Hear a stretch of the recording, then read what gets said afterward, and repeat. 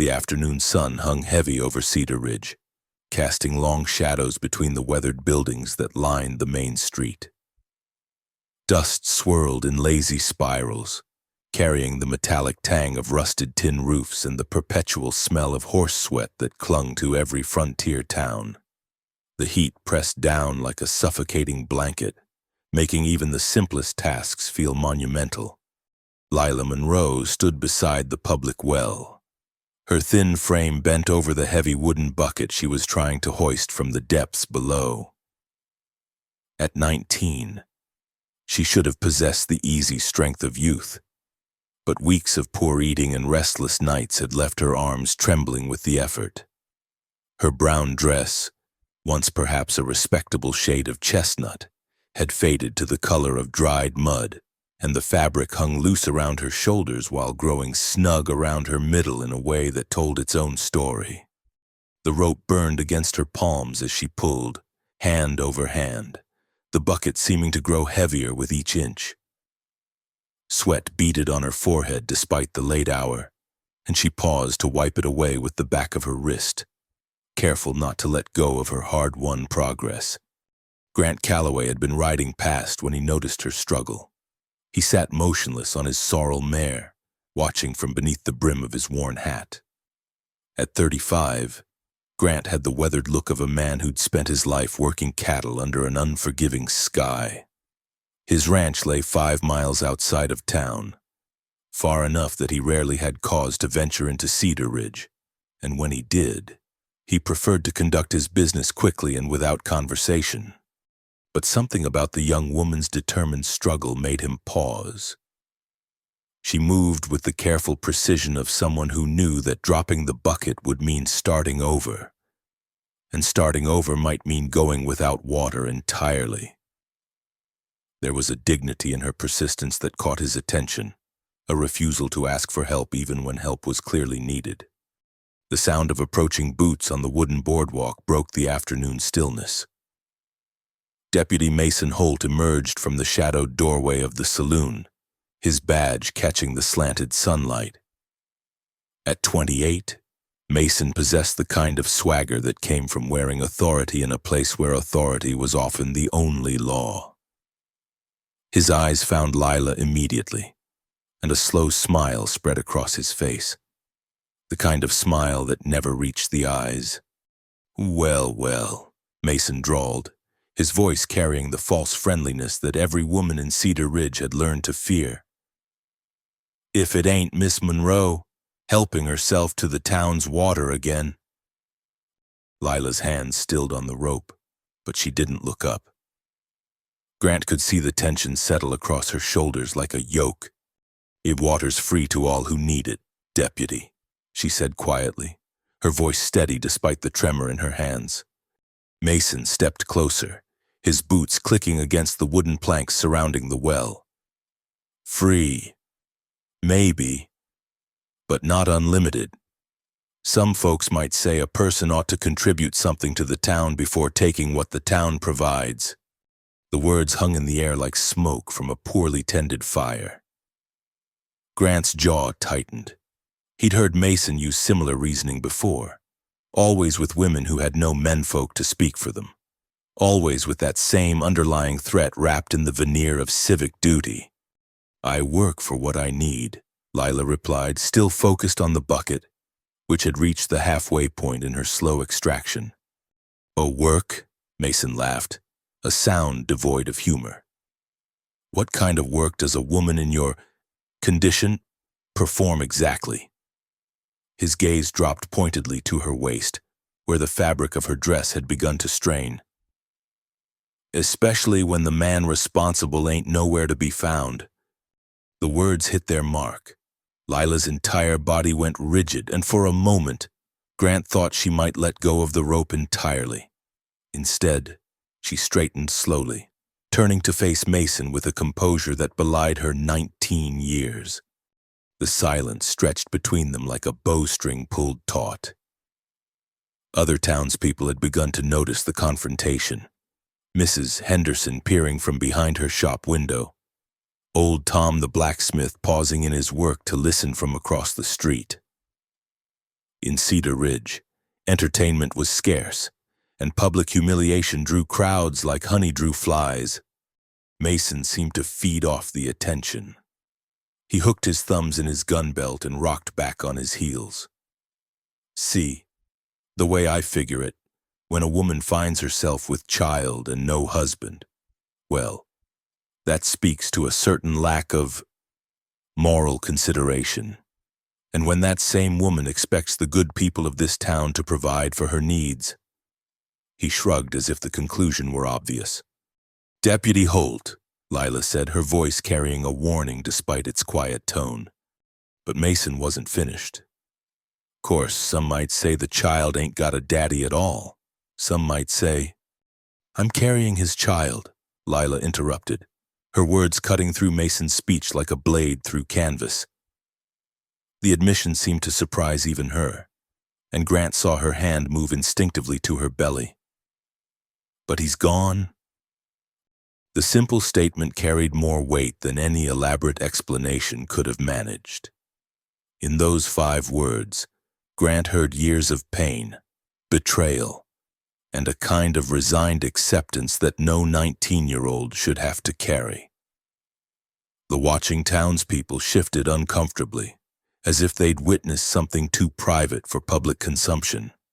Mason's smile faltered, though his eyes remained cold. Gone where exactly? Just gone. Lila's voice had grown smaller, but there was no shame in it, only exhaustion. I don't know where.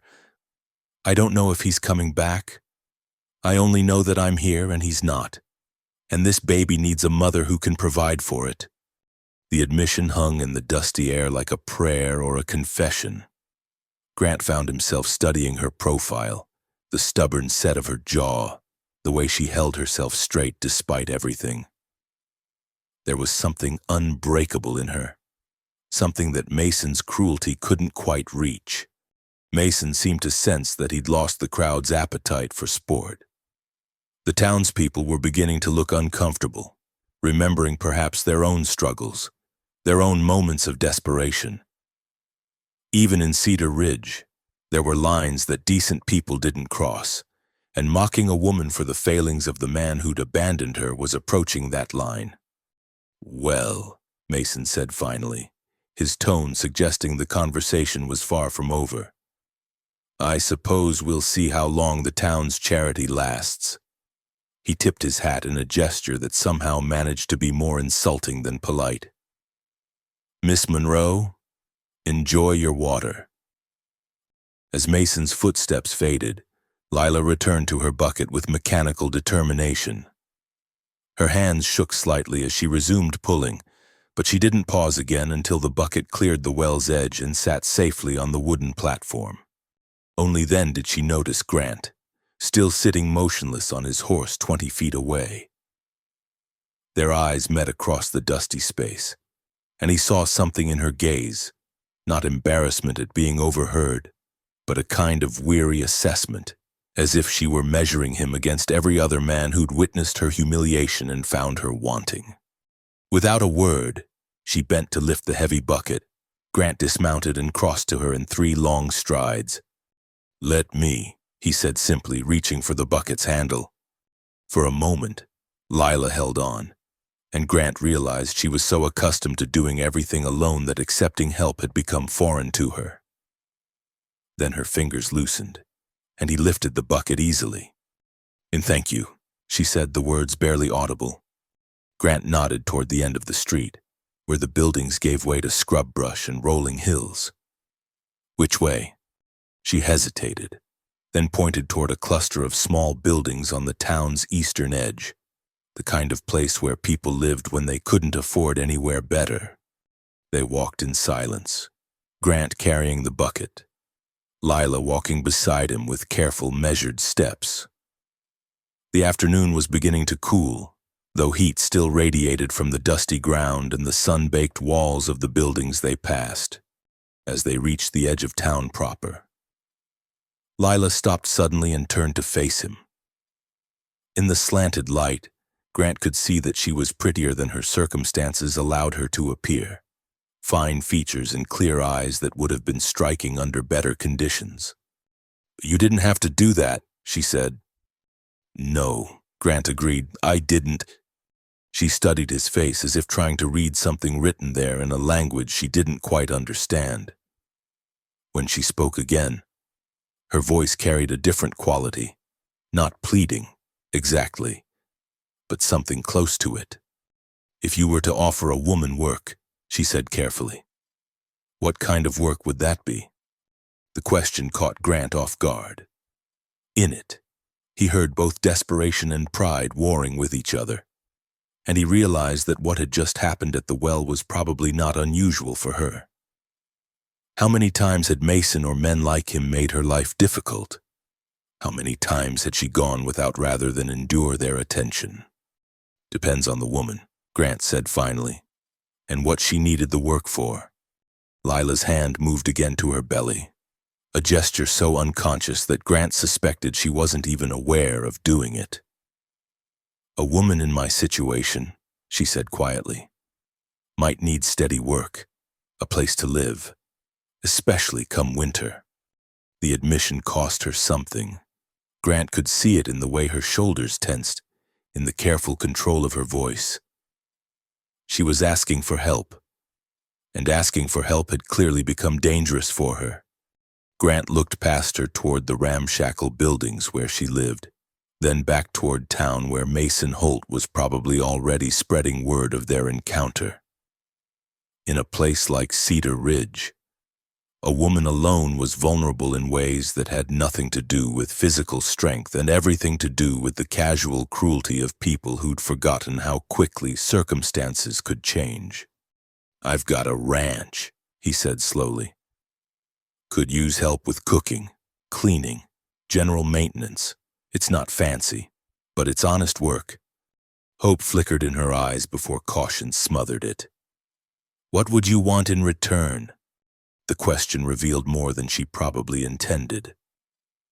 Grant realized that in Lila's experience, men like Mason had taught her that help always came with a price, and that price was usually higher than anyone should have to pay. "Just the work," Grant said firmly, "nothing else." She searched his face again, and whatever she found there must have satisfied her because some of the tension left her posture. "When would you need an answer?" she asked. "Now, if you want," Grant said, "or never if you don't. But the offer stands either way." Lila looked back toward town, where the shadows were growing longer and the first lights were beginning to appear in windows. Then she looked at Grant, and he saw the moment she made her decision. "All right," she said simply. "Yes." The walk to collect Lila's belongings took less than an hour. Grant waited outside the narrow boarding house while she gathered what little she owned, a worn carpet bag, a few dresses that had seen better years, and a small wooden box that she clutched close to her chest without explanation. When she emerged, her face carried the particular emptiness of someone leaving a place that had never quite been home. They rode together on Grant's wagon, the late afternoon sun casting their shadows long across the rutted road that led away from Cedar Ridge.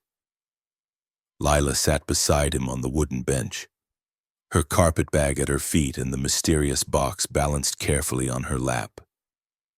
Neither spoke during the first mile, the only sounds the creak of wagon wheels and the steady clip of the horse's hooves against packed earth. Grant found himself stealing glances at his passenger. In the softer light away from town, he could see that exhaustion had carved lines around her eyes that seemed too deep for someone barely past her teens. Her hands, folded over the wooden box, bore the calluses of hard work, and her dress, while clean, had been mended in several places with careful tiny stitches that spoke of necessity rather than choice. "You don't have to do this," Lila said suddenly, breaking the comfortable silence. She didn't look at him as she spoke, keeping her eyes fixed on the horizon where the first hint of evening was beginning to gather. "Do what?" Grant asked, though he suspected he knew what she meant. "Take in a stranger, someone who—" She paused, her hand moving unconsciously to her belly. Someone who brings complications. Grant considered this. In truth, he wasn't entirely sure why he'd made the offer. He'd lived alone on his ranch for the better part of a decade, content with his cattle, his horses, and the hired hand who came by twice a week to help with the heavier work. His life was ordered, predictable, and free from the kind of talk that followed people like Lila Monroe through places like Cedar Ridge. "Maybe I could use the help," he said finally. Lila turned to study his profile. "You've been managing alone this long. Doesn't mean I've been managing well." She seemed to accept this answer, or at least decided not to press further. As they created a small rise, Grant's ranch spread out before them, a modest collection of buildings arranged around a central yard, with pastures extending in all directions toward the distant hills. The main house was a simple two-story structure built from local timber, weathered to a soft gray by years of wind and sun. A barn stood to one side, and beyond it, a series of corrals where a few horses stood with their heads hanging low in the evening heat. "It's bigger than I expected," Lila said quietly. Grant followed her gaze, trying to see his property through her eyes. To him, it was simply home, functional, unpretentious, shaped by necessity rather than ambition. But to someone who'd been living in a cramped boarding house room, paying rent she could barely afford, it might seem substantial indeed. "My father built most of it," Grant explained as they drew closer. "Started with just the cabin, that's the kitchen now. Added on as the herd grew." "Is he?" "A dead 3 years now. Fever." Grant's voice carried the matter-of-fact tone of someone who'd made peace with loss. "Left me the land and the cattle. Been working it alone since then." As they pulled into the yard, a dog emerged from beneath the porch, a medium-sized mutt with intelligent eyes and a tail that wagged cautiously. The animal approached the wagon with the careful friendliness of a creature accustomed to strangers. "That's Rufus," Grant said, setting the brake. "He's particular about people, but he's never been wrong about character." Lila extended her hand toward the dog, who sniffed her fingers carefully before allowing her to scratch behind his ears. Something in her posture relaxed at this small acceptance, and Grant realized that approval from any quarter, even a dog's, meant something to her. He helped her down from the wagon, noting how she moved with the careful balance of someone whose body was beginning to change in ways that required new considerations. When her feet touched the ground, she stood for a moment looking around the ranch with an expression that seemed equal parts relief and uncertainty. "The room's upstairs," Grant said, shouldering her carpet bag. "It's not much, but it's private. Has a view of the pastures if you're inclined toward watching sunrise." The house's interior was spartanly furnished but clean, with the kind of order that spoke of a man who'd learned to keep house through necessity rather than natural inclination. The main room served as both kitchen and sitting area, dominated by a large stone fireplace and a wooden table that had clearly seen years of use. Stairs along one wall led to the upper level. Grant showed her to a small room under the eaves, furnished with a narrow bed, a washstand, and a window that looked out over the ranch's eastern pastures. The space was simple but comfortable, with clean linens and curtains that someone, probably his mother years ago, had sewn from cheerful yellow fabric. "It's perfect," Lila said, and Grant could hear genuine gratitude in her voice. "The supper's usually around sunset," he told her. "Nothing fancy, whatever's easy to fix after a day's work. You can join me or take meals up here, whatever suits you." Lila set her box carefully on the small table beside the bed. "I'd prefer to earn my keep from the start, if that's acceptable. I can cook, and I'm good with mending and cleaning. Tomorrow's soon enough to worry about work," Grant said. "Tonight, just settle in." As he turned to leave, Lila spoke again, her voice careful and measured. Mr. Calloway, I want to be clear about something. He paused in the doorway, waiting. I'm grateful for this opportunity, truly. But I won't. I can't. She struggled with the words, her face coloring slightly. I need you to understand that gratitude is all I can offer in return for your kindness. Grant realized she was trying to establish boundaries, to make clear that her acceptance of his help didn't include any obligations beyond the work they'd discussed. The fact that she felt the need to say such a thing told him more about her recent experiences than any direct account could have. Miss Monroe, he said quietly, I offered you honest work for honest pay. Nothing more, nothing less. You have my word on that. The relief in her eyes was profound enough that Grant felt a flash of anger toward whatever circumstances had taught her to expect otherwise. But he kept that anger to himself, simply nodding before heading back downstairs. An hour later, Grant was surprised to hear footsteps on the stairs. Lila appeared in the kitchen doorway, having changed into a different dress, still worn but less travel-stained than the one she'd worn to town. She'd also attempted to tidy her hair, though the effort only emphasized how long it had been since she'd had the luxury of proper grooming. I thought I might start supper, she said if you don't mind the company. Grant gestured toward the kitchen area. Help yourself. Fair warning, my cooking's nothing to write home about. Lila surveyed the available supplies with the practiced eye of someone accustomed to making meals from whatever was at hand. She located bacon, eggs, and the makings for biscuits, working with an efficiency that suggested genuine skill rather than mere familiarity with necessity. As she cooked, Grant found himself stealing glances at her. There was something almost meditative about the way she moved around the kitchen, as if the simple act of preparing food provided a kind of peace she'd been missing. When was the last time, he wondered, that she'd been able to cook a meal without worrying about whether she'd be able to afford the next one? You mentioned your father built this place, Lila said as she stirred the biscuit dough. Did you grow up here?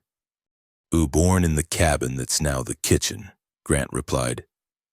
Learned to ride before I could properly walk, according to my mother. She used to say I was more comfortable with horses than people. Was she right? Grant considered this. Probably. Horses are honest. They don't pretend to be something they're not, and they don't expect you to be anything other than what you are. Lila glanced at him over her shoulder. And people do? In my experience, yes. People in towns especially, always measuring, always judging, always ready to tell you what you should do, how you should live, who you should be. The biscuits went into the oven, and Lila began slicing bacon with practiced strokes. Is that why you stay out here? To avoid the measuring and judging? Partly, Grant admitted. Also because this land needs tending, and I'm good at tending it. Seems like reason enough. They ate by lamplight as true darkness settled over the ranch. The meal was simple but well prepared, the first decent food Grant had enjoyed in weeks. Lila ate with careful appreciation, as if each bite were something to be savored rather than simply consumed. This is good, Grant said, breaking a second biscuit. Been a while since I've had proper cooking. It's nice to cook for someone who appreciates it, Lila replied. At the boarding house, meals were functional. How long were you there? 2 months before that? She hesitated, then seemed to decide that honesty was easier than evasion. I came to Cedar Ridge in March, thought I might find work, maybe send for my sister back in Kansas. Things didn't work out quite as I'd hoped. Grant didn't press for details, sensing that the subject still carried pain. Instead, he found himself curious about the sister she'd mentioned. Family back home? Just Emma. She's 16, staying with our aunt and uncle. Lila's expression softened when she spoke of her sister. She's the smart one, can read and cipher better than most grown men. I was hoping to save enough to send her to proper school, maybe give her chances I never had. The admission revealed more about Lila's motivations than she might have intended. Grant realized that her determination to survive, to find work and keep going despite everything, wasn't just about herself. It was about responsibility to someone else. Someone she clearly loved deeply. What kind of chances, he asked. Teaching, maybe, or working in a store where her cleverness would matter more than... Lila gestured vaguely at herself, encompassing her circumstances without naming them directly. As they finished eating, Grant found himself studying his unexpected guest. In the soft lamplight, he could see hints of the person she might have been under different circumstances. Intelligent, capable, probably quick to laugh before life had taught her to be cautious. The realization stirred something in him that he wasn't quite ready to examine. "I'll be up before dawn to check the cattle," he said as they cleared the dishes. "You don't need to rise that early, but if you're inclined to make breakfast, I won't complain." "I'm used to early rising," Lila said, "and I'd like to start earning my keep as soon as possible." Grant nodded, then paused as he was about to bid her good night. "Miss Monroe, Lila, you should know that whatever brought you here, whatever happened before, it's in the past as far as I'm concerned. Tomorrow starts fresh." For a moment, Lila's careful composure slipped, and Grant caught a glimpse of the vulnerability she worked so hard to hide. When she spoke, her voice was barely above a whisper. "Thank you. For all of this, I won't give you cause to regret it." As Grant watched her climb the stairs to her room, he found himself hoping that was a promise she'd be able to keep, for both their sakes. The first week passed with surprising ease. Lila rose each morning before dawn, moving quietly through the kitchen to prepare coffee and breakfast before Grant headed out to tend his cattle. She worked with the focused efficiency of someone grateful for purposeful activity, transforming Grant's functional but sparse meals into something approaching comfort food. The bacon was always perfectly crisp, the biscuits golden and light, the coffee strong enough to chase away the chill of early morning. By the time Grant returned for his midday meal, she would have swept the floors, aired the bedding, and started whatever repairs the house's daily wear demanded. She mended curtains with tiny, precise stitches, patched holes in work shirts, and organized the pantry with the methodical care of someone who understood the value of order in small spaces. Grant found himself looking forward to these midday returns more than he cared to admit. The house felt different with Lila in it, not just cleaner and better organized, but somehow more alive.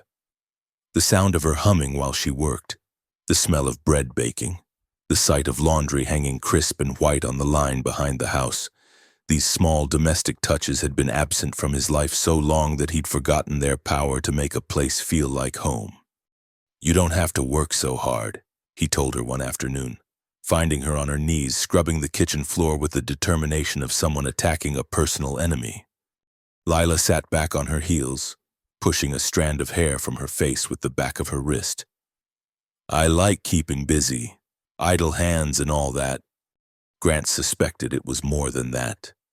Work seemed to provide her with a sense of security, proof that she was earning her place rather than accepting charity. He'd noticed how she kept careful track of the supplies she used, how she stretched ingredients to make them last longer, how she approached each task as if her continued welcome depended on its perfect completion. It was Eli Patterson, the young cowhand who came by twice a week to help with the heavier ranch work, who first brought word of the town's interest in Grant's new arrangement. "Folks are talking," Eli said bluntly as he and Grant repaired a section of fence that the cattle had damaged. At 19, Eli possessed the directness of youth and little patience for social niceties. "Folks always talk," Grant replied, hammering a nail with perhaps more force than necessary. Especially when they don't have enough real work to occupy their minds. This is different, Eli insisted. Mrs. Henderson's telling anyone who'll listen that you've taken in a fallen woman. Says it ain't proper for a man of your standing. Grant paused in his hammering. Martha Henderson ran the dry goods store with her husband and considered herself the unofficial moral authority of Cedar Ridge. Her opinions carried weight with the church ladies and the other merchants' wives. "And what's your opinion, Eli?" Grant asked carefully. The young man shrugged. "I figure it ain't nobody's business but yours. Miss Monroe seems like good people from what I've seen.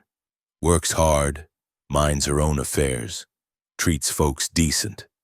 More than you can say for some of the so-called respectable ladies in town." Grant appreciated the boy's loyalty, but he could see trouble gathering on the horizon like storm clouds. In a place like Cedar Ridge, reputation was currency, and scandal could make life difficult in ways that went far beyond mere gossip. The first official delegation arrived on a Tuesday morning in late September. Grant was breaking in a new horse when he saw the buggy approaching. Recognizing the rigid posture of Reverend Samuel Blake even from a distance. The minister was accompanied by Dr. Marcus Webb and James Henderson, Martha's husband, 3 men who collectively represented the moral, medical, and commercial authority of Cedar Ridge. Grant finished with the horse and walked to meet them, aware that Lila had emerged onto the porch and was watching the proceedings with barely concealed anxiety. "Reverend," Grant said, touching the brim of his hat. "Gentlemen, what brings you out this way?" Reverend Blake was a thin man in his 50s with the kind of sharp features that seemed permanently arranged in disapproval. He cleared his throat importantly before speaking. "Grant, we've come as friends, concerned about certain developments that have come to our attention." "What kind of developments?" Dr. Webb, a portly man with kind eyes but little backbone, shifted uncomfortably. "There's been talk about your household arrangements. People are concerned about propriety." "Whose propriety?" Grant asked mildly. "The young woman's naturally," Reverend Blake interjected. "A woman in her condition, living alone with an unmarried man. It creates the appearance of impropriety, even if nothing untoward is occurring." Grant felt his jaw tighten. "Miss Monroe is my housekeeper. She works for wages like any other employee." "But surely you understand how it looks," James Henderson said, speaking for the first time. He was a nervous man who seemed perpetually worried about offending someone. "A pregnant woman with no husband, living in your house. People draw conclusions. Let them draw whatever conclusions they like," Grant replied. "I know the truth, and so does Miss Monroe. That's all that matters." Reverend Blake leaned forward in his buggy seat, his voice taking on the practiced cadence of a sermon. "Grant, I've known you since you were a boy. Your parents were good Christian people who raised you with proper values. I can't believe they would approve of this arrangement." The mention of his parents struck deeper than Grant cared to admit, but he kept his voice level. "My parents taught me to help people in need. They also taught me not to judge others based on gossip and speculation." "This isn't about judgment," Dr. Webb said quickly. "It's about protecting everyone involved, the young woman's reputation, your own standing in the community. These things matter. Grant, they affect your ability to do business, to be accepted in decent society." Grant glanced toward the porch where Lila stood motionless, her face pale but composed. He wondered how much of the conversation she could hear. How many times in her young life she'd been the subject of such discussions. "My standing in the community has never depended on other people's approval," Grant said finally. "And Miss Monroe's reputation is her own to manage." Reverend Blake's thin lips pressed together in a line of disapproval. "Very well. But I feel compelled to warn you that this situation cannot continue indefinitely without consequences. The congregation has standards. Grant, the community has expectations. Then perhaps the congregation should spend less time worrying about my household and more time tending to their own Christian duties. Grant replied. The three men exchanged glances that spoke of frustrated authority and thwarted good intentions. After a few more minutes of increasingly strained conversation, they departed with promises to pray for Grant's wisdom and veiled threats about the consequences of defying community standards. As their buggy disappeared down the road, Grant turned toward the house to find Lila still standing on the porch, her face carefully neutral. I suppose you heard most of that, he said. Enough. Her voice was steady, but Grant could see the cost of maintaining that steadiness.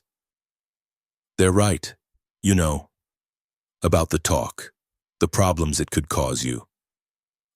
They're also wrong about what matters. Lila descended the porch steps slowly, her hand trailing along the railing for support.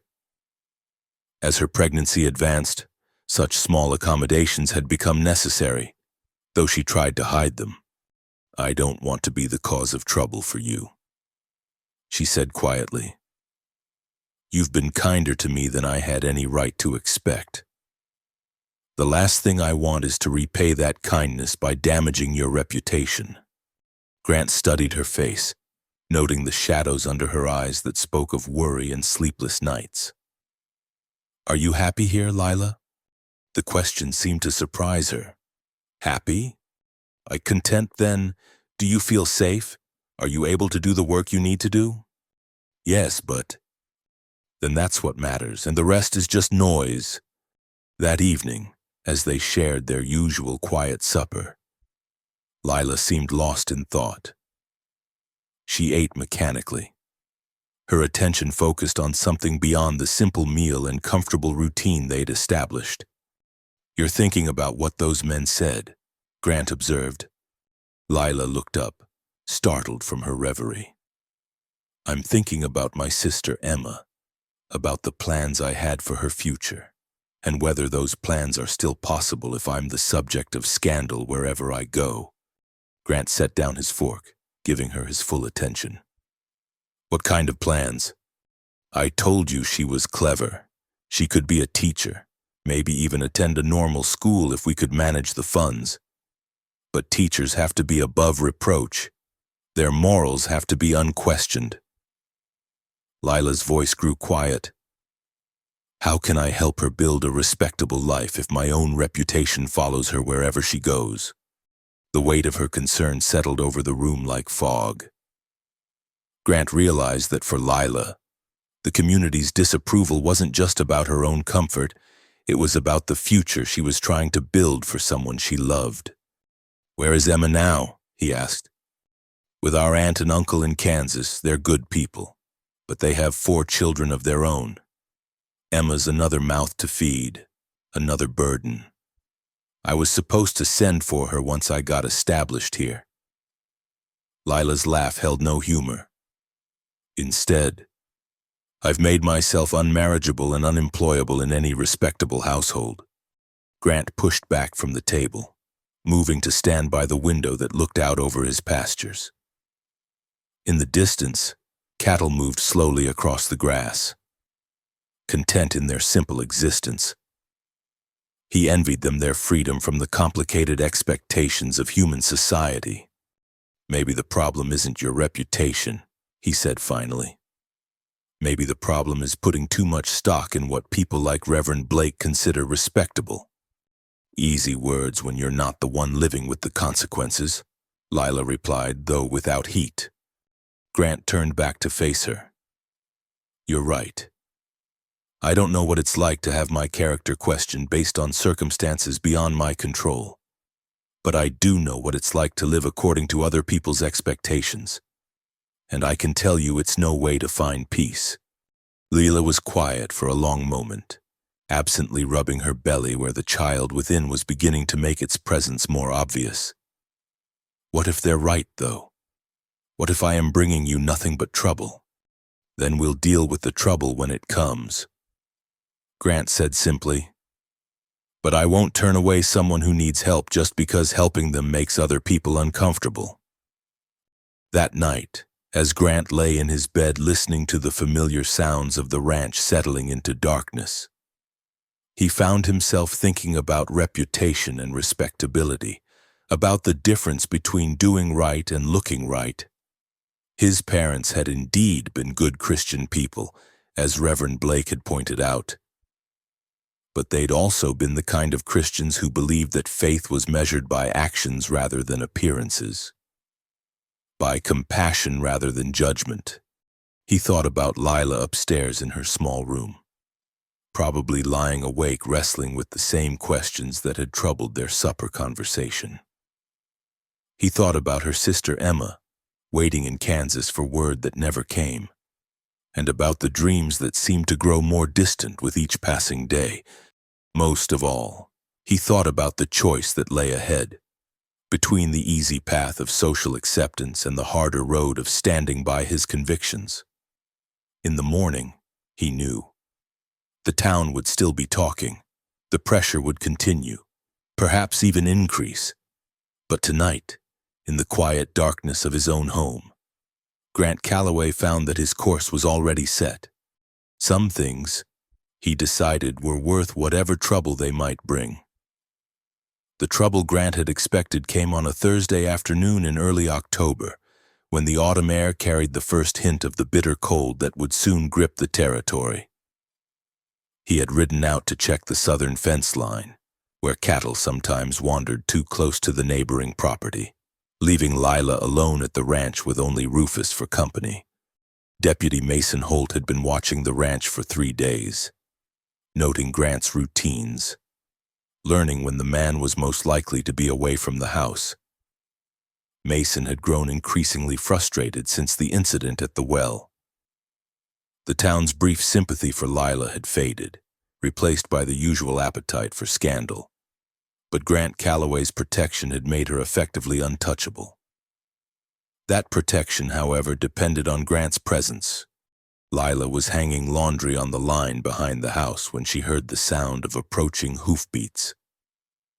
The washing was taking longer than usual. Her growing belly made reaching and bending more difficult, though she tried to hide these limitations even from herself. She straightened carefully, one hand pressed to her lower back, and saw Mason dismounting near the front porch. Fear shot through her like ice water, but she forced herself to continue hanging Grant's work shirts on the line. Mason fed on fear.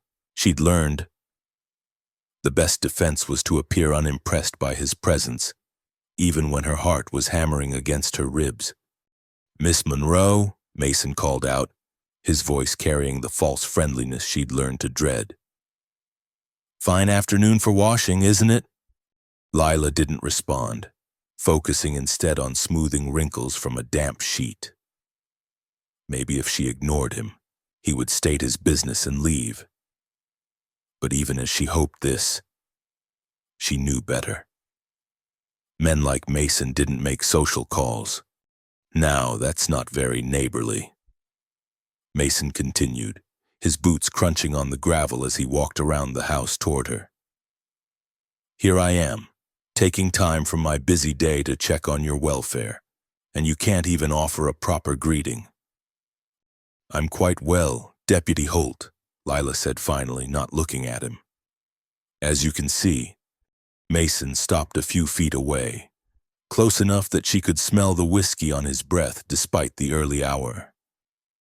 "Well, now, that depends on what you mean by well.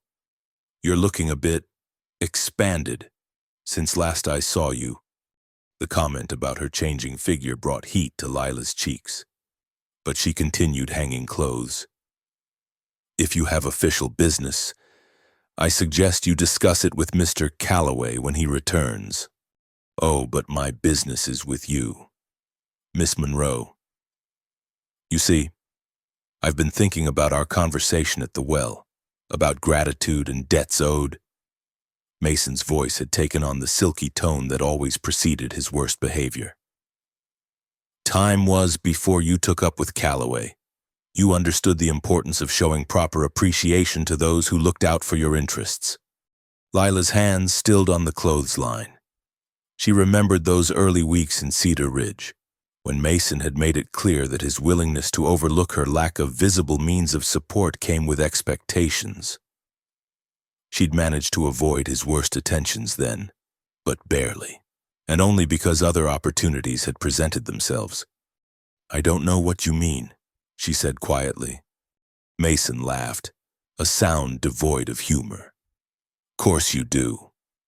See, the way I figure it, you owe me for all those times I could have made trouble for you but didn't.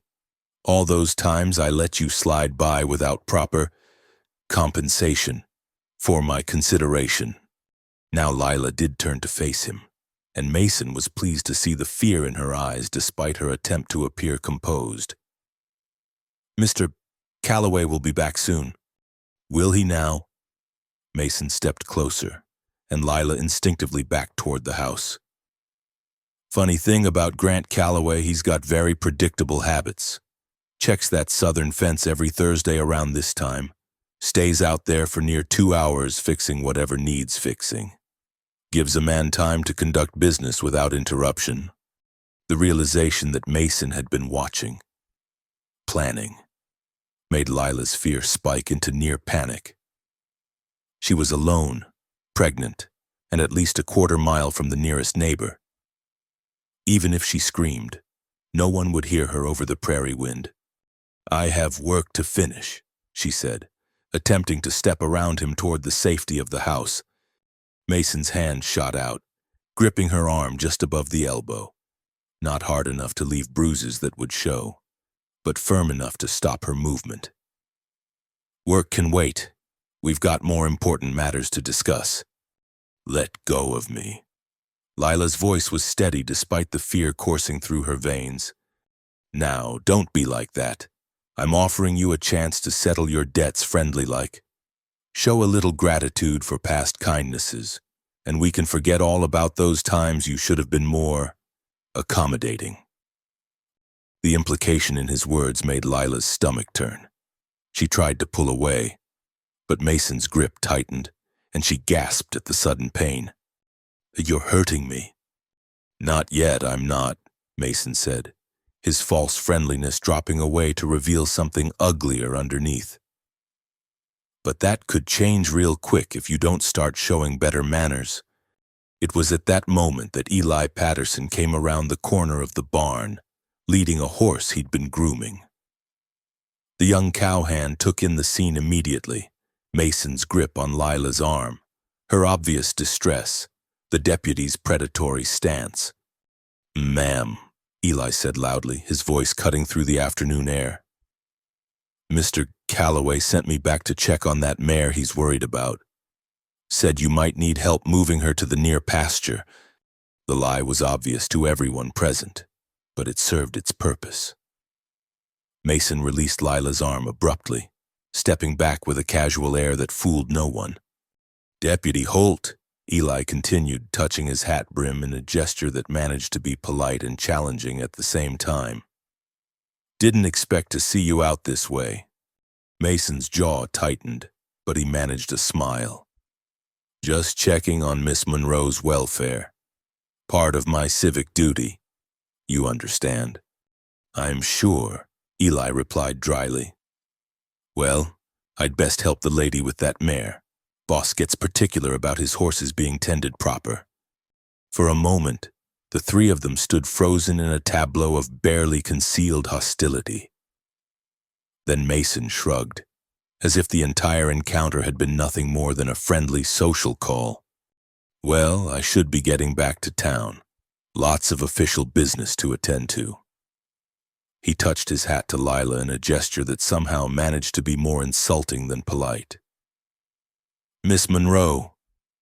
"Always a pleasure." As Mason mounted his horse and rode away, Lila felt her knees go weak with relief. She sank onto the porch steps, her hands shaking as the fear she'd been suppressing finally found outlet. Eli tied his horse to the porch rail and sat down beside her, his young face grim with anger. "You all right, ma'am?" Lila nodded, not trusting her voice.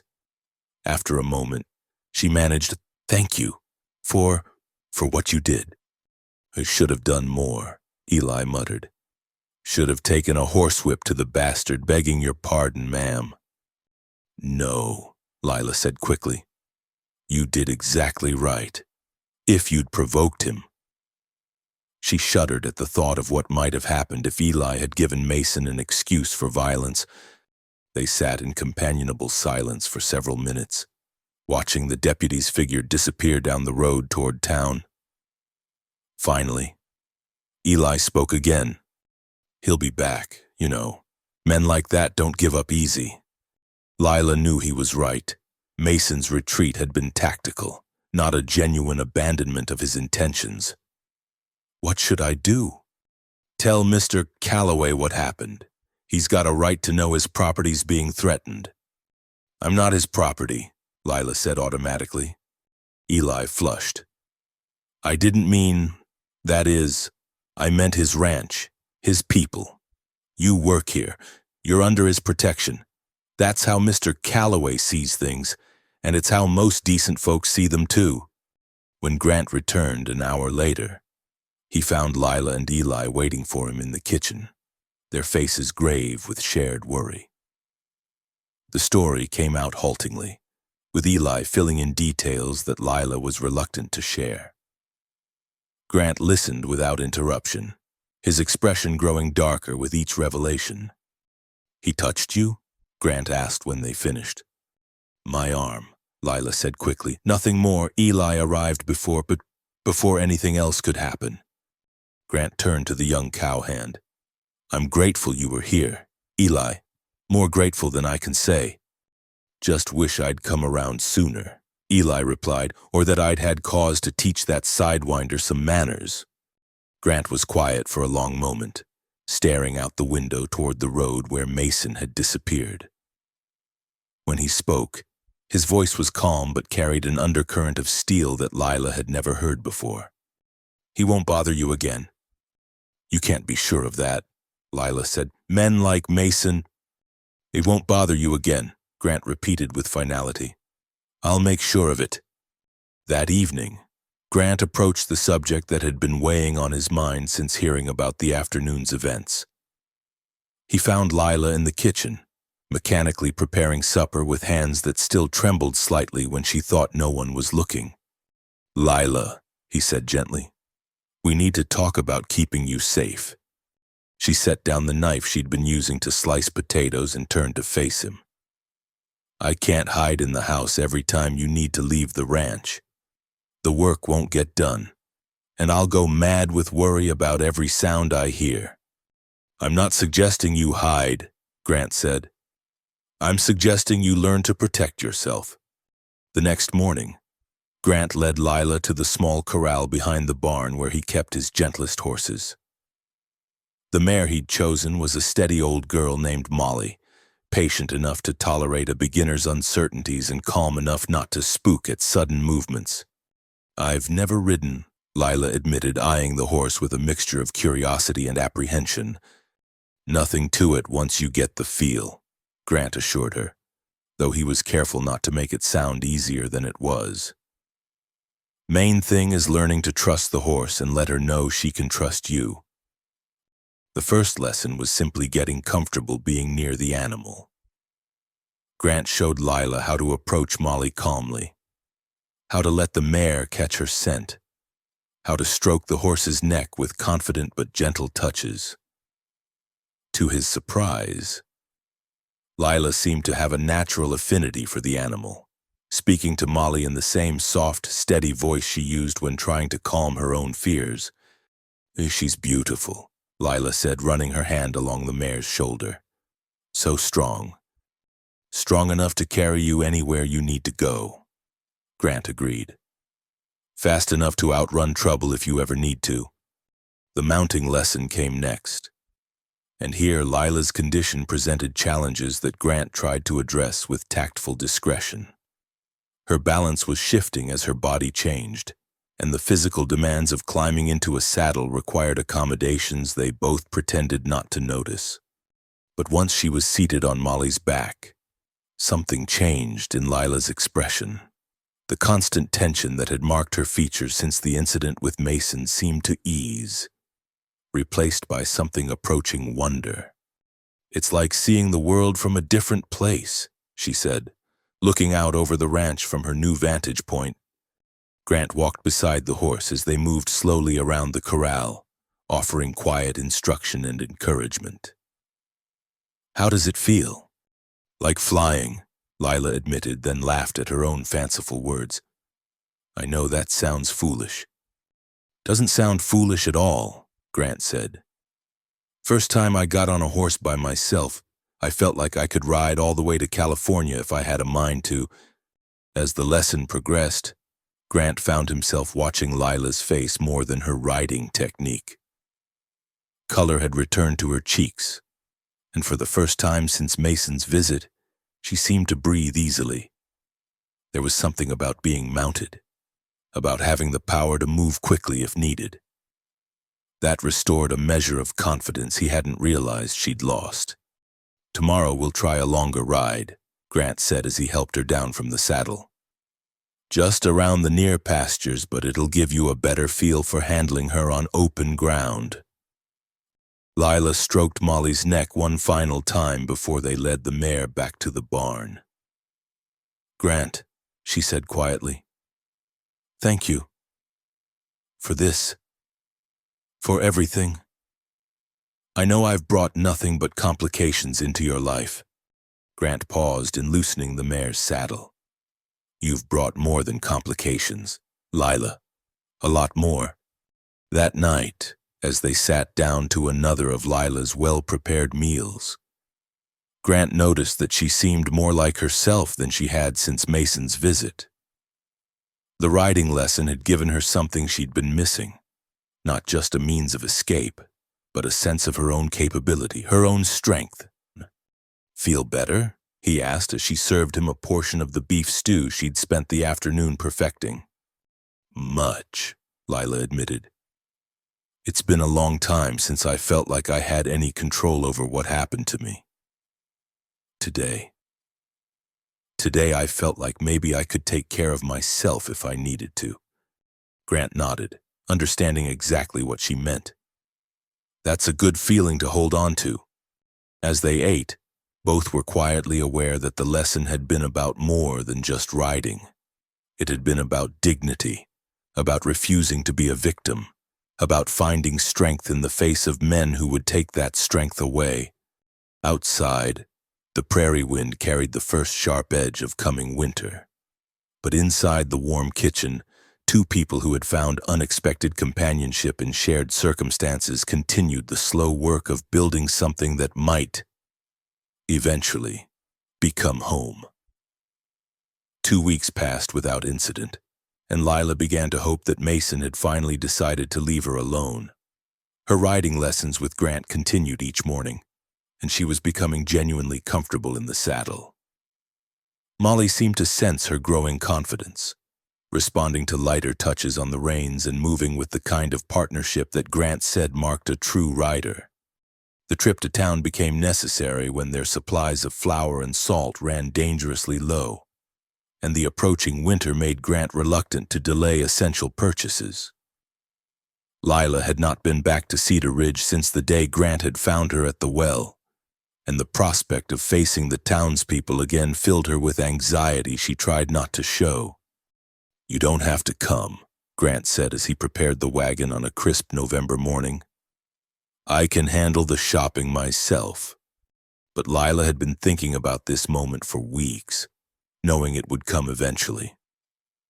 She couldn't spend the rest of her life hiding at the ranch, avoiding the world beyond Grant's property. If she was going to build any kind of future for herself and for the child she carried, she would need to face down the gossips and the judge who made up Cedar Ridge society. "I'll come," she said firmly. "I need to show myself that I can—" The ride into town was tense despite the beautiful morning. Frost had silvered the grass, and their breath formed small clouds in the cold air. Grant kept glancing at Lila, noting the rigid set of her shoulders and the way her hands gripped the wagon seat. She wore her best dress, a dark blue wool that had seen better days but was still respectable, and had arranged her hair with particular care. Cedar Ridge looked much the same as it had 2 months earlier, though the approach of winter had given the town a different character. Wood piles stood ready beside every building, and the few trees that lined the main street had dropped their leaves in brown carpets that crunched under the wagon wheels. Smoke rose from numerous chimneys, and people moved with the brisk purpose of those preparing for the hard months ahead.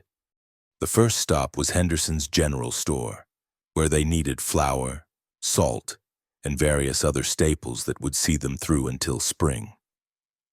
James Henderson greeted Grant with nervous politeness, his eyes darting frequently to Lila as if her presence in his store might somehow contaminate his merchandise. "Morning, Grant," Henderson said, wiping his hands on his apron. "What can I help you with today?" Grant began listing their needs while Lila moved quietly through the store, examining the bolts of fabric and household goods with the careful attention of someone who rarely had the luxury of choice. She was studying a display of children's clothing, tiny dresses and little coats that made her think of her sister Emma, when she became aware of hushed conversation near the front counter. "Her de bold as brass, walking in here like she owns the place. He heard she's got Grant Calloway completely bewitched. Elim, mark my words, no good will come of this arrangement." The voices belonged to Sarah Mitchell and her daughter Rebecca, 2 women whose main occupation seemed to be the collection and distribution of local gossip. Lila had encountered them before, during her early weeks in Cedar Ridge, and their opinions of her had been made clear even then. Grant had noticed the whispered conversation as well, and his jaw tightened as he conducted his business with Henderson. The storekeeper seemed increasingly uncomfortable, glancing between his customers and clearly wishing the entire situation would resolve itself without requiring him to take sides. It was as they were loading their purchases into the wagon that Mason Holt appeared, emerging from the saloon with the deliberate casualness of someone who had been waiting for exactly this opportunity. He'd been drinking, not enough to impair him seriously, but enough to make him bolder than usual. "Well, well," Mason called out, his voice carrying clearly across the street. "Look what the wind blew into town." Grant continued loading supplies, but Lila could see the tension in his shoulders. Other townspeople had begun to notice the confrontation brewing, and small clusters of onlookers gathered at a safe distance, eager for entertainment. Mason approached the wagon with the swagger of a man confident in his authority. "Miss Monroe, you're looking prosperous. Ranch life must agree with you." "Deputy," Lila acknowledged quietly, not looking up from the packages she was arranging. "I was just telling some of the boys inside how hospitable Grant Calloway's become in his old age. Taking in strays, providing for folks who can't provide for themselves." Mason's tone was conversational, but the implications were clear to everyone listening. Grant straightened slowly, turning to face the deputy with the kind of calm that preceded either violence or profound self-control. "You have something you want to say, Mason?" "You're just making conversation," Mason replied with false innocence. "Commenting on your charitable nature. Though some folks might wonder what kind of charity requires a woman to live in a man's house, eating his food, sleeping under his roof." The crowd had grown larger, and Lila could feel their eyes on her like physical weight. Heat rose in her cheeks, but she forced herself to remain composed. This was the moment she'd known would come, when she would have to choose between retreat and dignity. "Some folks," she said quietly, her voice carrying further than she'd intended, might wonder why a man with a badge spends so much time concerning himself with the private affairs of people who've done him no harm. The response surprised everyone, including Mason. He'd expected cowering, perhaps tears. Certainly not this quiet challenge to his authority. Private affairs? Mason laughed, but there was an edge to it now. Nothing private about the situation when it's conducted right out in the open for everyone to see. Grant stepped forward, but Lila placed a restraining hand on his arm. This was her fight, and she needed to see it through herself. What exactly do you think people are seeing? Deputy Holt? Lila asked, turning to face him fully. The movement was deliberate, allowing everyone present to see her condition clearly. A woman who works for her keep? A man who offered employment to someone who needed it? Or are you suggesting something else entirely? The challenge hung in the air like gun smoke. Mason had been caught between his desire to humiliate Lila and his reluctance to make accusations he couldn't prove. The crowd waited, sensing that something significant was being decided. I'm suggesting, Mason said carefully, that some arrangements look mighty convenient for both parties involved. Convenient how? Lila pressed. Convenient for me to have honest work instead of depending on charity? Convenient for Mr. Calloway to have help with cooking and cleaning? Or convenient for you to imply impropriety without actually stating it outright? Grant watched with growing admiration as Lila systematically dismantled Mason's innuendos. She was using the deputy's own cowardice against him, forcing him to either make direct accusations or retreat from his position. Mason's face flushed red with anger and embarrassment. Now you listen here. No, Lila interrupted, her voice rising for the first time.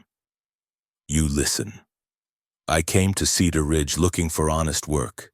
I found it. I've caused no trouble, broken no laws, and harmed no one. If my presence here offends you, that says more about you than it does about me. She paused, looking around at the gathered crowd with the kind of direct gaze that made several people shift uncomfortably. I'm not ashamed of working for my keep. I'm not ashamed of accepting help when I needed it.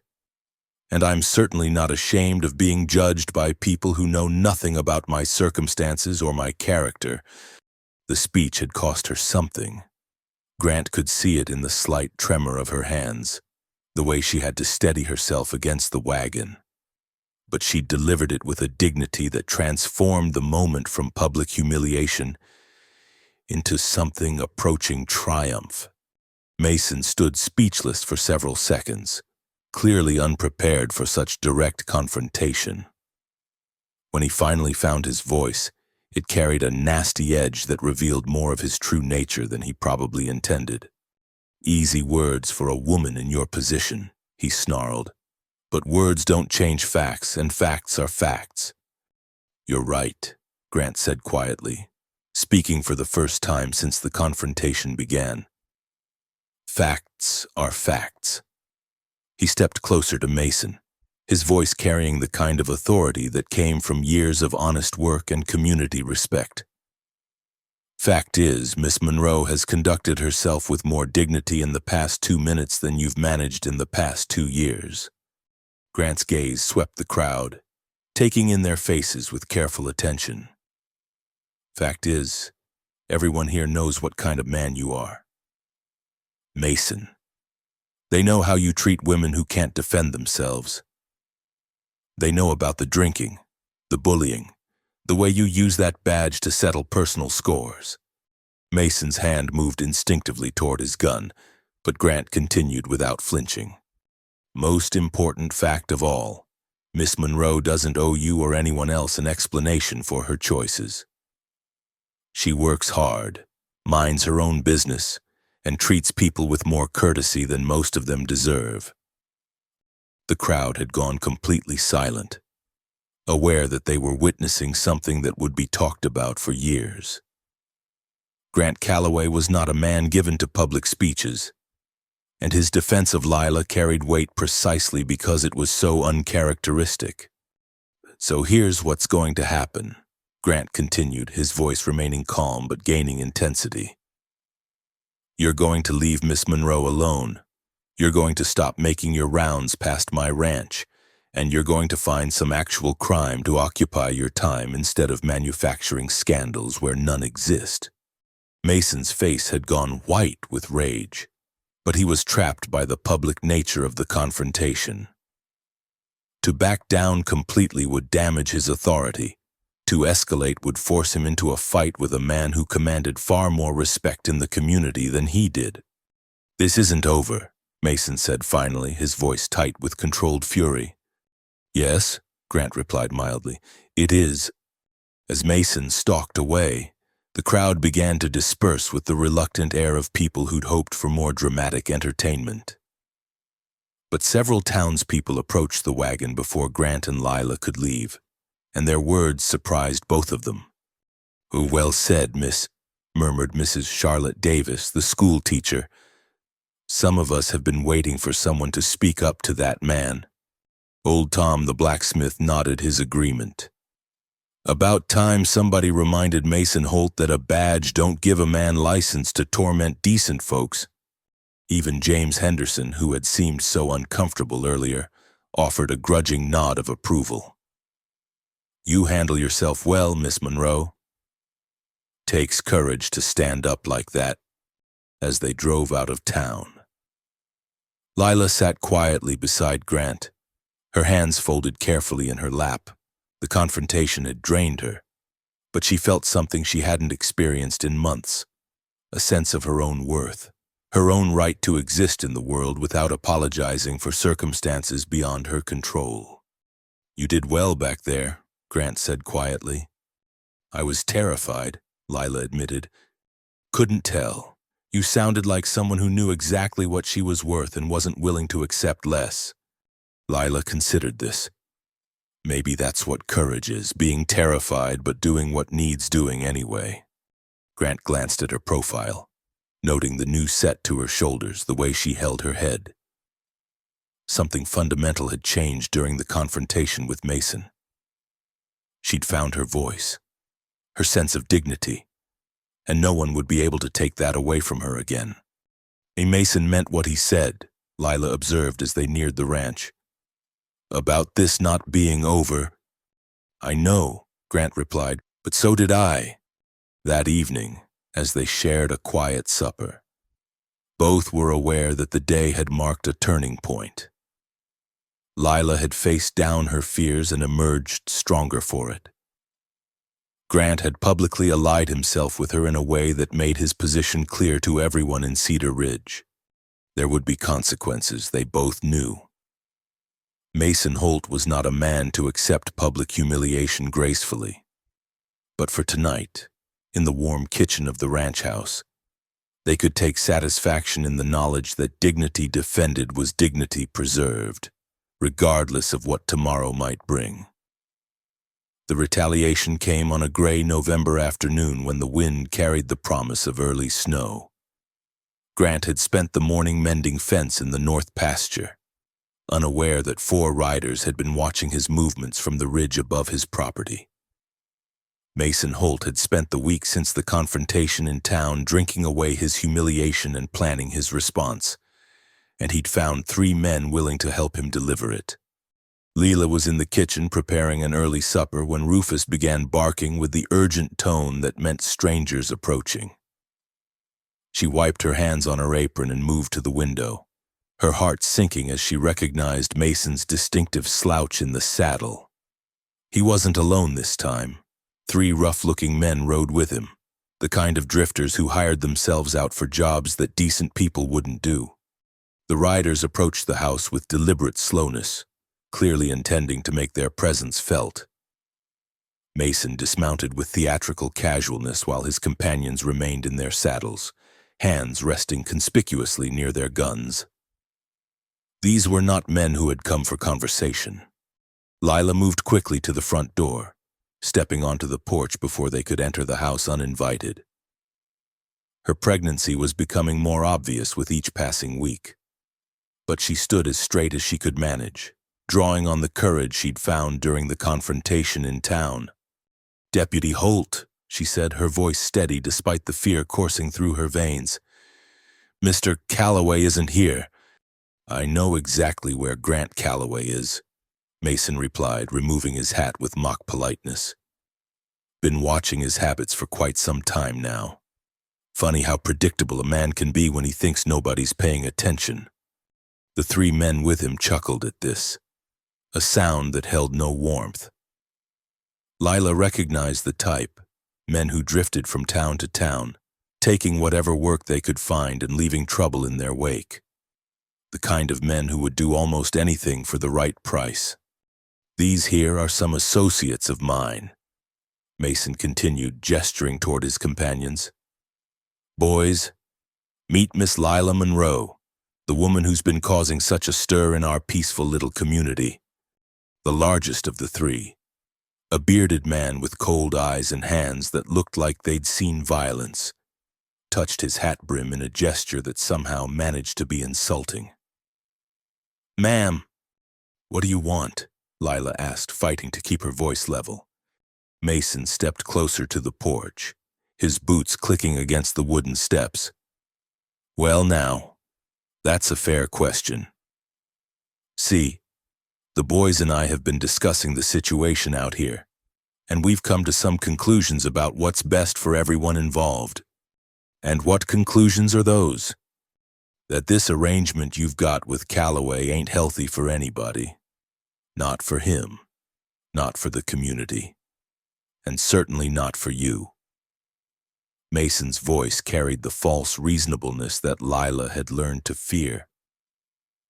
"Man gets too attached to certain situations that he might make poor decisions, might find himself in conflict with the law, for instance." The threat was clear enough, but Lila refused to give Mason the satisfaction of seeing her fear. "Mr. Calloway has broken no laws. Laws can be interpreted different ways depending on circumstances," one of Mason's companions said, speaking for the first time. He was a thin man with nervous hands and the kind of smile that never reached his eyes. "Man harboring a woman of questionable character, for instance. Some might see that as contributing to moral decay. Or conspiracy to avoid justice," added the third man, younger than the others but with the same predatory look. "Hard to say what kind of crimes a desperate woman might commit to keep herself fed and sheltered."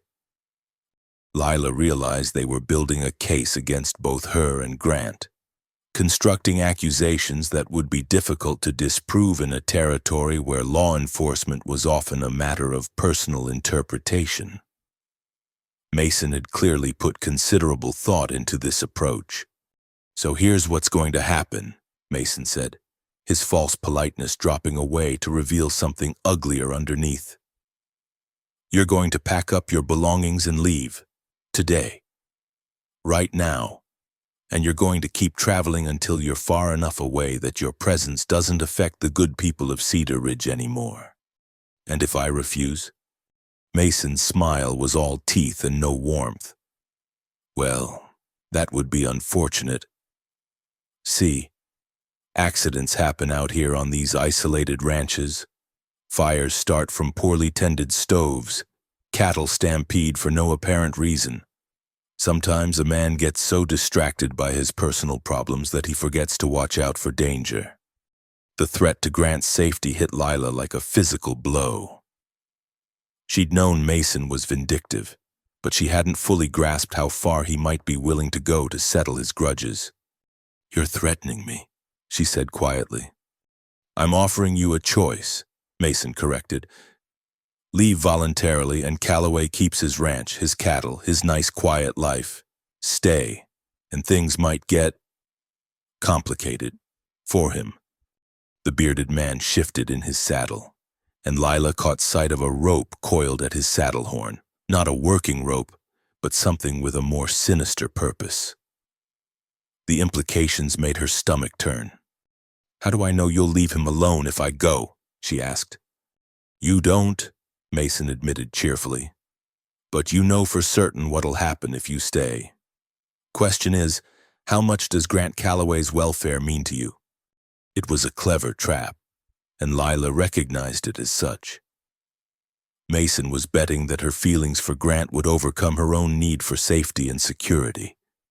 He was probably right, she realized with a sick certainty.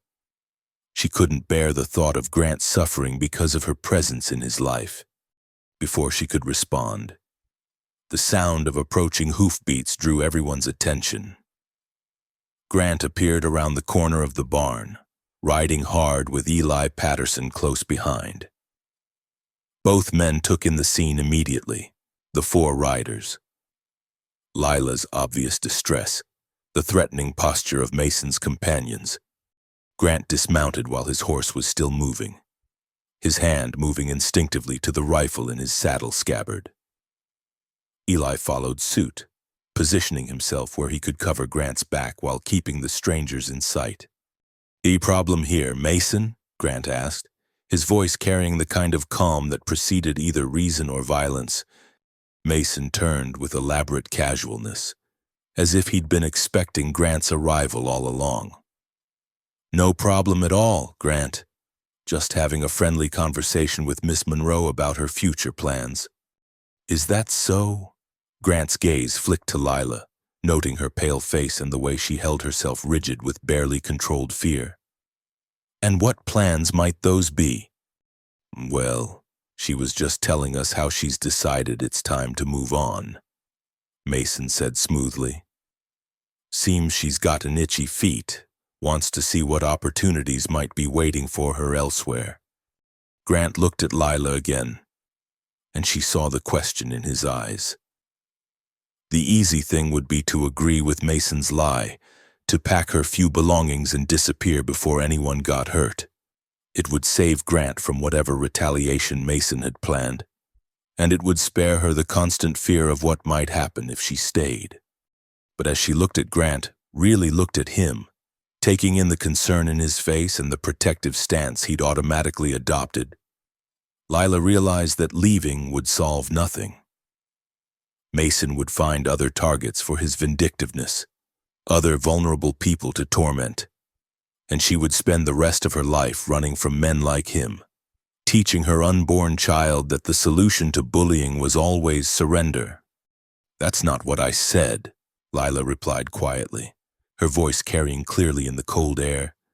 Mason's face darkened, but before he could respond, Grant stepped forward, his movements deliberate and controlled.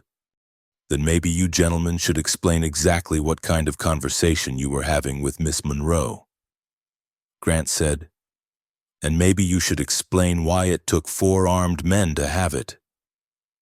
The bearded man's hand drifted toward his gun, but Grant was faster, his rifle clearing the scabbard with practiced ease. Eli had drawn his own weapon, and suddenly the odds looked much different than they had moments before. "Now, Grant," Mason said, his voice taking on a placating tone. "There's no need for this to get ugly, Utham. We're all reasonable men here." "Are we?" Grant asked mildly. "Because from where I stand, it looks like 4 men came onto my property to threaten a woman under my protection. That doesn't strike me as particularly reasonable." The thin man with nervous hands started to say something, but Grant cut him off with a look that could have frozen water. "Here's what's reasonable," Grant continued, his voice never rising above conversational level. "You're going to mount up and ride out of here. You're going to stay off my land, and you're going to leave Miss Monroe alone." "And if we don't?" the youngest of Mason's companions asked, his hand hovering near his gun. Grant's smile was colder than the November wind. "Then you'll discover that I'm not as patient as you might have hoped." For a long moment, the two groups faced each other in tense silence. The only sounds were the wind rustling through the dry grass and the nervous stamping of horses. Lila held her breath, aware that the next few seconds would determine whether this confrontation ended in words or gunfire. It was Mason who finally broke the stalemate, apparently deciding that the potential consequences weren't worth the risk. "This isn't over, Calloway," he said, Mounting his horse with movements made clumsy by anger and wounded pride, Grant shifted his rifle slightly, the barrel tracking Mason's movement with casual precision. "Yes, it is. Next time you ride onto my property uninvited, I won't bother with conversation." As the four men rode away, their retreat marked by sullen silence rather than the boastful confidence they'd displayed upon arrival. Grant kept his rifle ready until they disappeared over the ridge. Only then did he lower the weapon and turn his attention to Lila. "Are you hurt?" he asked, his voice gentle but urgent. Lila shook her head, though her hands were trembling with delayed reaction. "They didn't touch me. They made it clear what would happen if I didn't leave." Grant's jaw tightened as Lila recounted the conversation, his anger building with each detail. By the time she finished, his face had gone hard with a fury that she'd never seen before. "They threatened you," he said flatly. "On my land, under my protection. They threatened you." "They threatened you too," Lila replied quietly. "Said accidents might happen if I stayed. Fires, stampedes." She couldn't bring herself to mention the rope she'd seen, the implications that had made her blood run cold.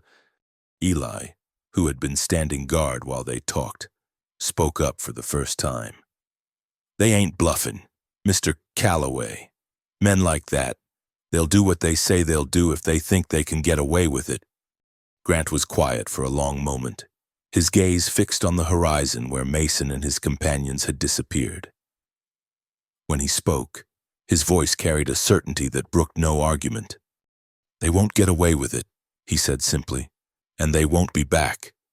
That evening, as they sat down to a supper that none of them had much appetite for, Grant made his intentions clear. "I'm riding into town tomorrow," he announced. "Going to have a conversation with Sheriff Williams about his deputy's recent activities." "Will that help?" Lila asked.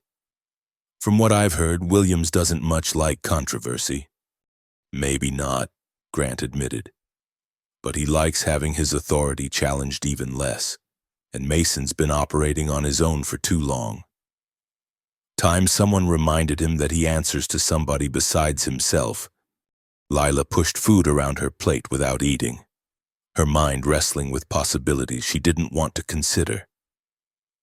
What if that's not enough? What if Mason decides that talking to the sheriff is just another insult to settle? Grant met her eyes across the table, and she saw in them a resolve that was both comforting and frightening.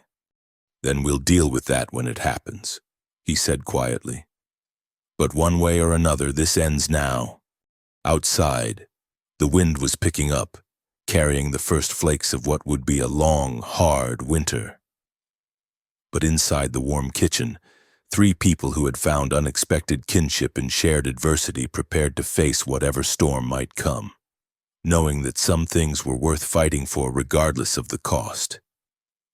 The conversation with Sheriff Williams went better than Grant had expected, though not necessarily in the way he'd hoped.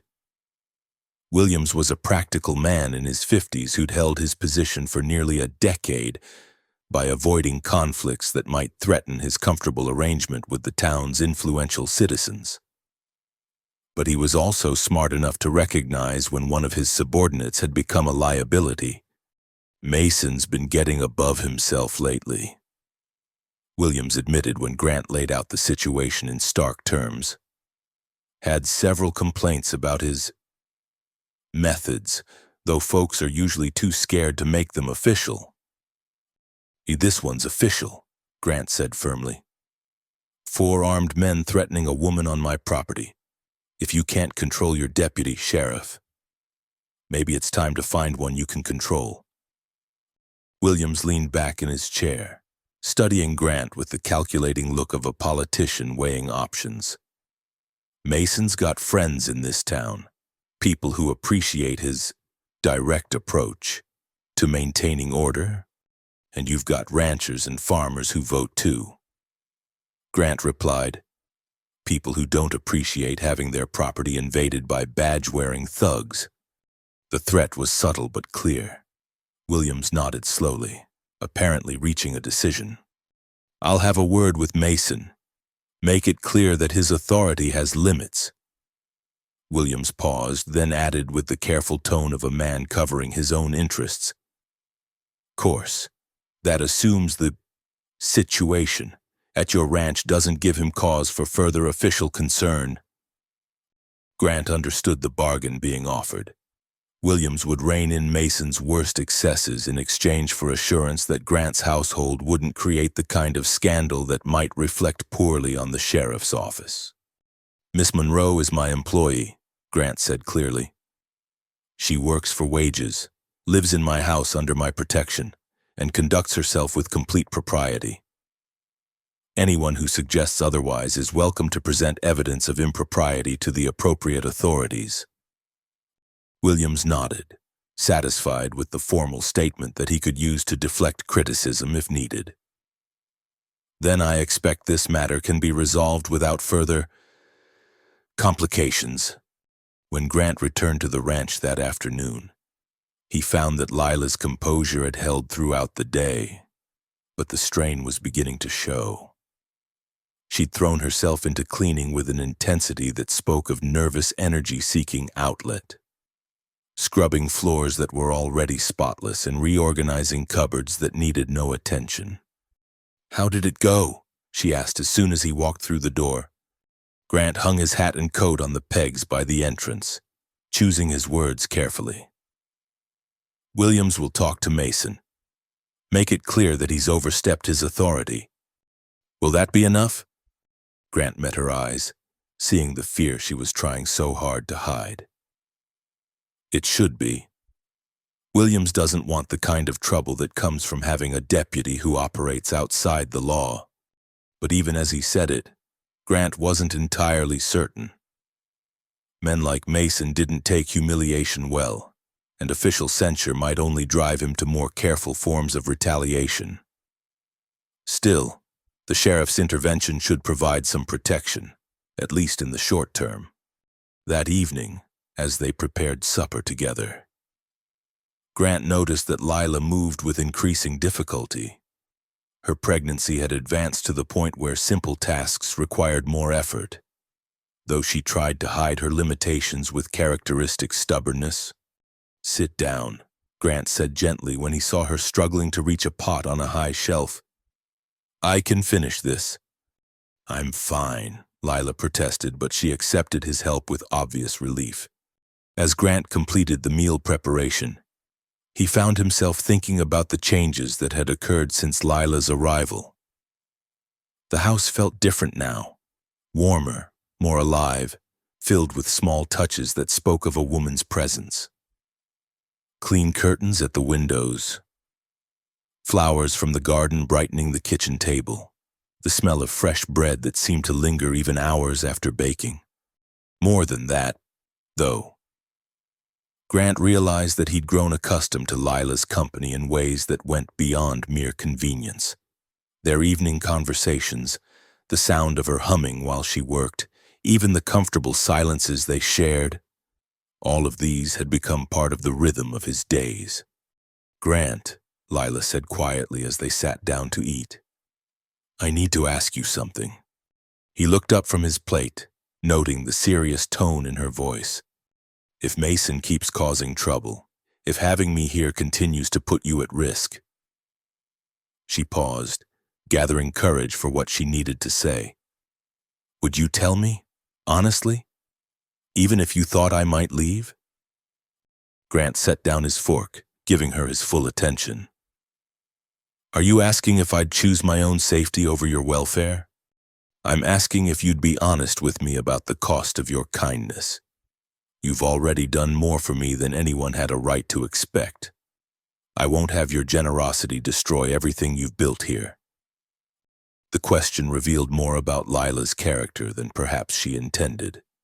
Even facing an uncertain future, her concern was for Grant's well-being rather than her own security. "Lila," Grant said carefully, "when I offered you work, I knew it might bring complication. I made that choice with my eyes open. But you couldn't have known how vindictive Mason would become, how far he'd be willing to go. Grant was quiet for a moment, considering how much of his own thinking to reveal. Maybe not. But I know now, and I'm still here. So are you. That ought to tell you something about my priorities. They finished their meal in companionable silence, both aware that something fundamental had been acknowledged without being directly stated. As Lila cleared the dishes, Grant found himself watching her movements with new attention, noting the way she unconsciously placed her hand on her lower back, the careful way she balanced herself when reaching for items. "When is the baby due?" he asked suddenly. Lila paused in her washing, surprised by the directness of the question. In all the months she'd been at the ranch, Grant had never asked about her pregnancy beyond general inquiries about her health. "Early spring," she said quietly. "March, probably, and maybe late February." Grant nodded, filing away the information. "We'll need to think about getting Dr. Webb out here when the time comes, or making arrangements for you to stay in town." The practical consideration of the birth had been weighing on Lila's mind for weeks, though she'd been reluctant to raise the subject. Having Grant acknowledge it openly came as both relief and reminder of how much her circumstances were about to change. "I've been saving my wages," she said. "I should have enough to pay Dr. Webb, though I don't know about staying in town, the boarding house." She trailed off, both of them knowing that her previous accommodations would be neither comfortable nor welcoming. "We'll figure something out," Grant said firmly. "You don't need to worry about that now." As winter deepened over the following weeks, the threat from Mason seemed to recede.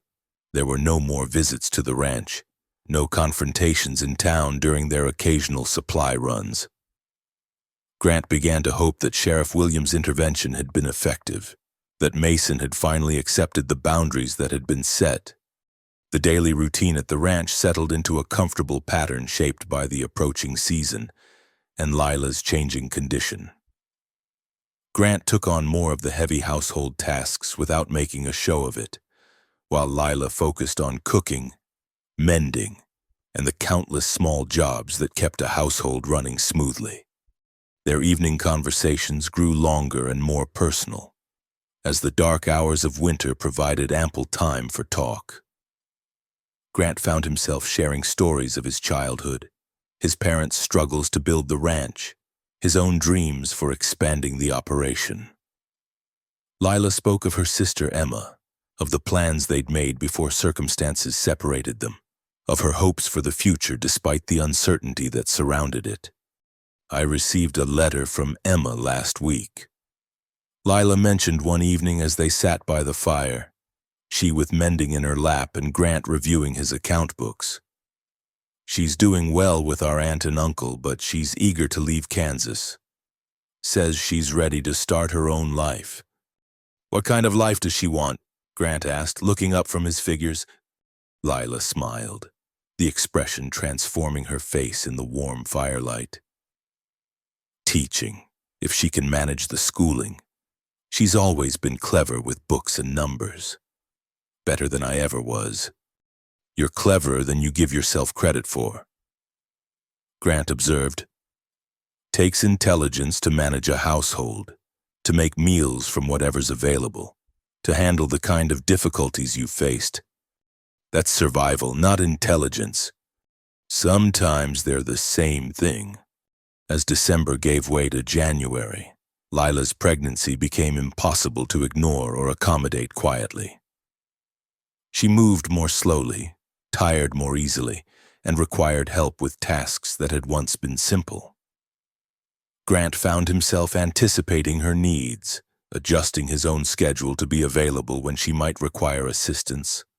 It was during one of these quiet January evenings that Lila made an observation that had been growing in her mind for weeks. "This feels like home," she said softly, not looking up from the sock she was darning. Grant paused in his reading, struck by the simple statement and all it implied. "Does it? I know it's not really." I know I'm here because of circumstances, because you were kind enough to help someone in need, but—" She hesitated, then continued with careful honesty. "When I wake up in the morning, I don't think about finding somewhere else to go. I think about what needs doing here, what I can contribute to make things better." Grant closed his book, giving her words the attention they deserved. "And that feels like home to you? It feels like belonging somewhere, like being part of something larger than just survival." Leela finally looked up, meeting his eyes across the firelit room. "I haven't felt that way since before my parents died, when Emma and I still believed the world was a safe place for people like us." The admission hung in the air between them, heavy with implications neither was quite ready to examine fully. Grant understood that Lila was trying to express gratitude for more than just shelter and employment. She was acknowledging that he'd given her something she'd thought she'd lost forever.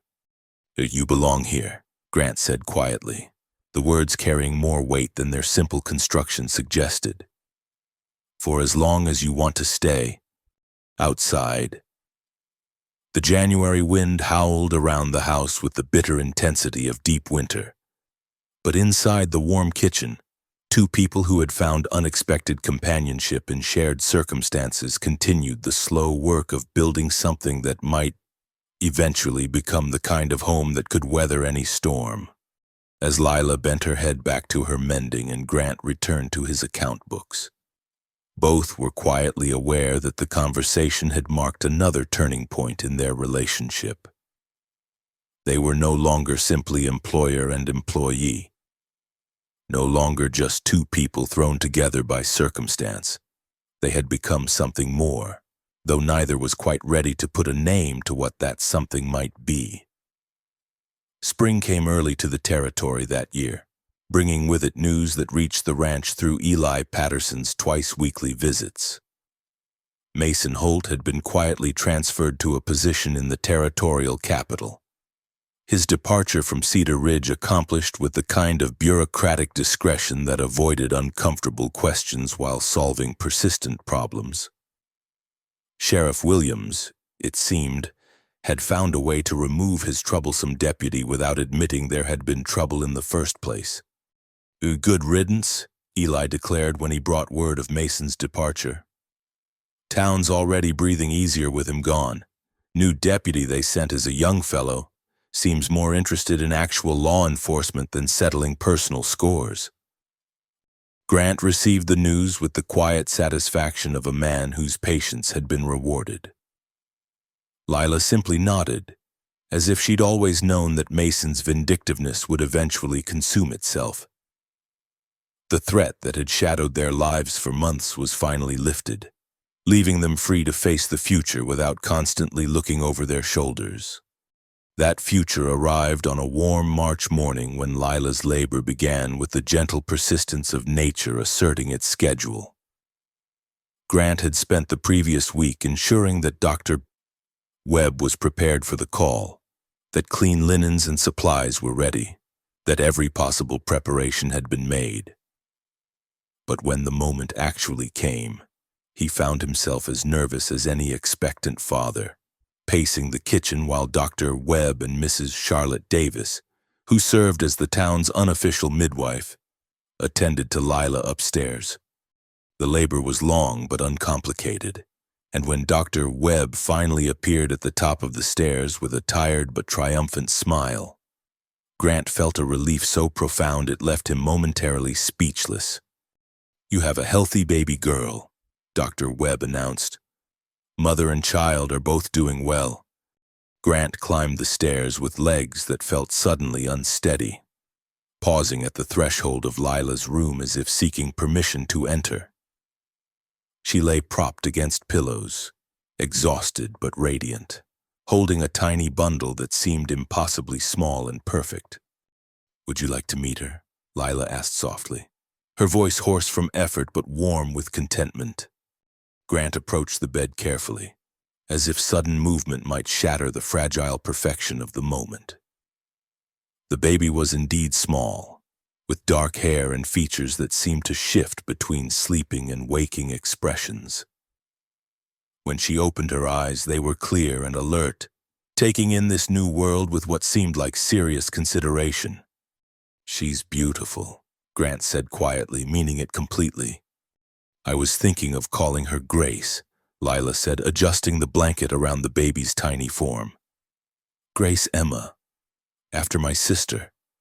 Grant nodded, understanding that the name carried weight beyond its simple meaning. Grace for the unexpected mercy that had brought them all together.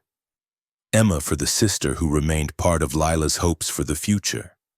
"Grace Calloway has a good sound to it," Dr. Webb observed from where he was packing his medical bag, then paused as he realized the implications of what he'd said. "That is, if. I didn't mean to presume." Grant and Lila looked at each other across the space that separated the chair from the bed, both aware that Dr. Webb's slip had raised a question that had been growing between them for months without being directly addressed. "We haven't discussed that," Lila said carefully, though her eyes remained fixed on Grant's face. "No," Grant agreed. "We haven't." Dr. Webb cleared his throat awkwardly. "Well, there are some things Mrs. Davis and I need to attend to. We'll be downstairs if you need anything." After the doctor and midwife had tactfully withdrawn, Grant and Lila found themselves alone with the baby and the unspoken question that hung in the air between them. "She'll need a name for the birth record," Lila said finally, "then a legal name." Grant understood the practical necessity, but he also recognized the deeper issue at stake. In a territory where a woman's status was largely determined by her relationship to men, Grace's future would be shaped by the name she carried and the legitimacy or illegitimacy it implied. "What do you want her name to be?" Grant asked. Lila was quiet for a long moment, studying her daughter's sleeping face. When she spoke, her voice carried the careful consideration of someone weighing difficult choices. "I want her to have every advantage I can give her. I want her to grow up knowing she belongs somewhere, that she's wanted and valued." She looked up at Grant, her eyes bright with unshed tears. "I want her to have a father who chose to claim her, not because he had to, but because he wanted to." Grant felt something shift in his chest, a recognition of truth that he'd been approaching gradually for months without quite acknowledging it. He'd grown to care for Lila deeply, but it was more than that. He'd come to see her pregnancy not as an inconvenience to be tolerated, but as a future to be embraced.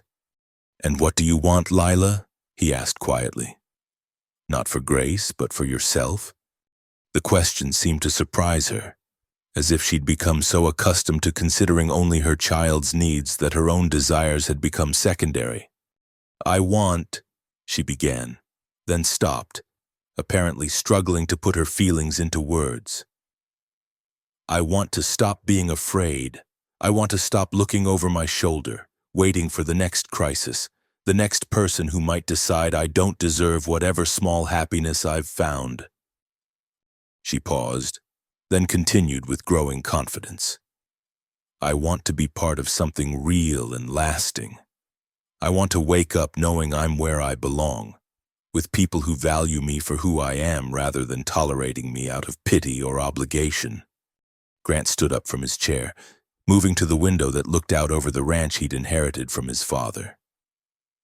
The spring grass was beginning to show green, and cattle moved slowly across the pastures in the eternal rhythm of land and season. It was a good life, a solid life, but it had been incomplete in ways he'd only begun to understand since Lila's arrival. "I have a proposition for you," he said, turning back to face her. "Not a business arrangement this time, and not charity, something different." Lila shifted carefully against her pillows, settling Grace more comfortably in her arms. "What kind of proposition?" "Marriage," Grant said simply. "Real marriage, not just a legal convenience. Partnership in building something together, raising Grace together, facing whatever comes together." The words hung in the air between them, carrying weight and possibility and risk in equal measure. Lila searched Grant's face for signs of duty or obligation, but found only sincerity and something that might, eventually, become love. "You don't have to do this," she said quietly. "You've already done more than anyone could expect." "I'm not doing it because I have to," Grant replied. "I'm doing it because I want to. Because somewhere along the way, this stopped being about helping someone in need and started being about building a life with someone I care about." Grant returned to his chair, leaning forward so he could speak more quietly. "I know we haven't known each other long by conventional standards. I know there are things about both our pasts that we haven't shared. But I also know that we work well together, that we respect each other, that we've faced difficulties and come through them stronger." He paused, then added with characteristic honesty, "I can't promise you grand romance or passionate declarations, but I can promise you partnership, respect, and a home where you and Grace will always belong." Lila was quiet for several minutes, her attention seemingly focused on the baby in her arms.